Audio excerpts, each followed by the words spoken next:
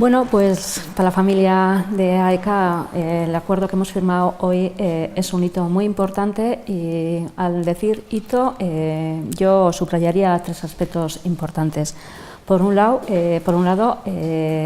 los objetivos de AECA y del Club Atlético Osasuna se han juntado en este acuerdo.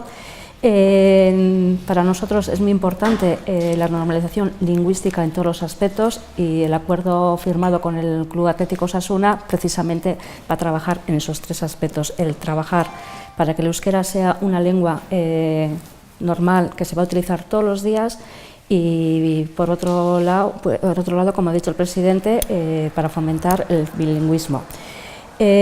Por otro lado, en este convenio que hemos firmado hoy vamos a trabajar conjuntamente todo AECA. Por un lado están las clases de euskera, por otro lado está la asesoría lingüística que hacen nuestros compañeros de AISE y por otro lado está Euskaratuz, el servicio de traducciones.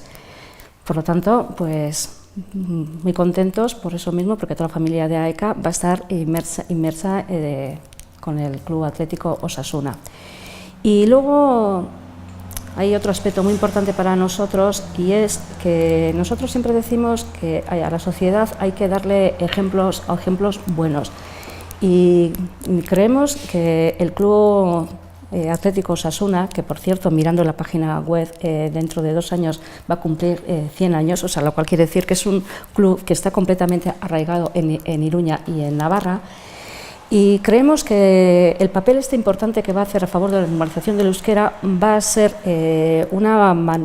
muy importante para la sociedad navarra y también para el club, y por lo tanto, pues solamente por eso, por nuestra parte, zorionak. Felicidades, eskerrik asko, muchas gracias, Osasuna.